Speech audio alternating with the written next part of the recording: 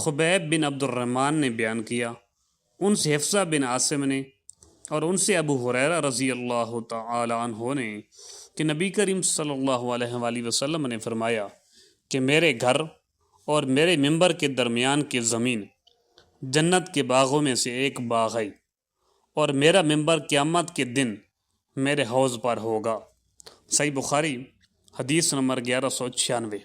عبد الملک بن عمیر نے بیان کیا، انہوں نے زیاد کے غلام قزا سے سنا، انہوں نے بیان کیا کہ میں نے ابو سعید خدری رضی اللہ تعالی عنہ کو رسول اللہ صلی اللہ علیہ وآلہ وسلم کے حوالے سے 4 حدیثیں بیان کرتے ہوئے سنا جو مجھے بہت پسند آئیں۔ آپ صلی اللہ علیہ وآلہ وسلم نے فرمایا کہ عورت اپنے شوہر یا کسی ذی رحم محرم کے بغیر 2 دن کا بھی سفر نہ کرے، اور دوسری یہ کہ عید الفطر اور عید الاضحیٰ دونوں دن روزے نہ رکھے جائیں۔ تیسری حدیث یہ کہ صبح کی نماز کے بعد سورج کے نکلنے تک اور عصر کے بعد سورج چھپنے تک کوئی نفل نماز نہ پڑھی جائے۔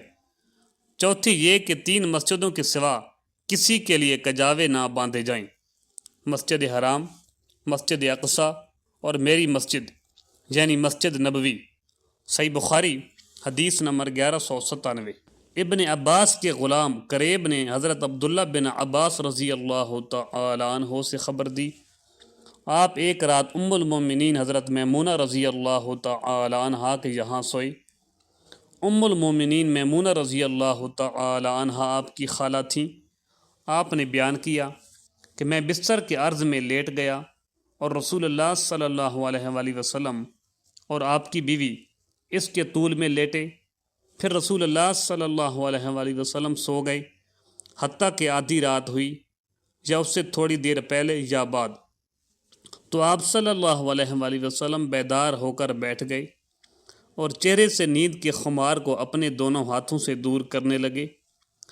پھر سورہ آل عمران کی آخر کی 10 آیتیں پڑھی، اس کے بعد پانی کی ایک مشک کے پاس گئے جو لٹک رہی تھی، اس سے آپ صلی اللہ علیہ وآلہ وسلم نے اچھی طرح وضو کیا، پھر کھڑے ہو کر نماز شروع کی۔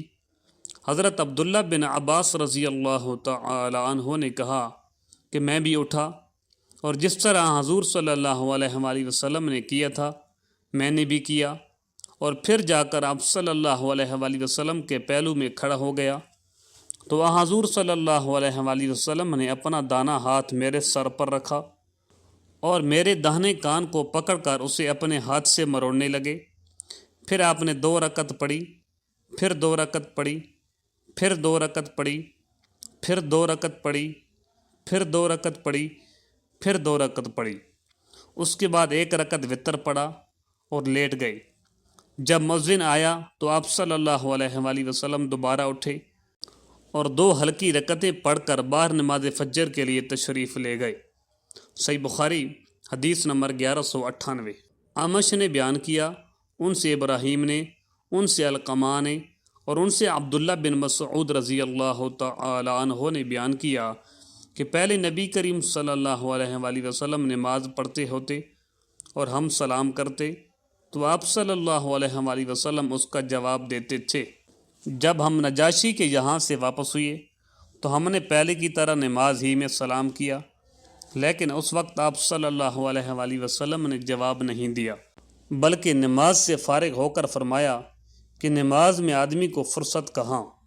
صحیح بخاری حدیث نمبر 1199۔ ابو عمرو بن سعد بن ابی ایاز شیبانی نے بیان کیا کہ مجھ سے زید بن ارقم رضی اللہ تعالی عنہ نے بتلایا کہ ہم نبی کریم صلی اللہ علیہ وآلہ وسلم کے عہد میں نماز پڑھنے میں باتیں کر لیا کرتے تھے۔ کوئی بھی اپنے قریب کی نمازی سے اپنی ضرورت بیان کر دیتا، پھر آیت حافظوا علی الصلاۃ الخ اتری اور ہمیں نماز میں خاموش رہنے کا حکم ہوا۔ صحیح بخاری حدیث نمبر 1200۔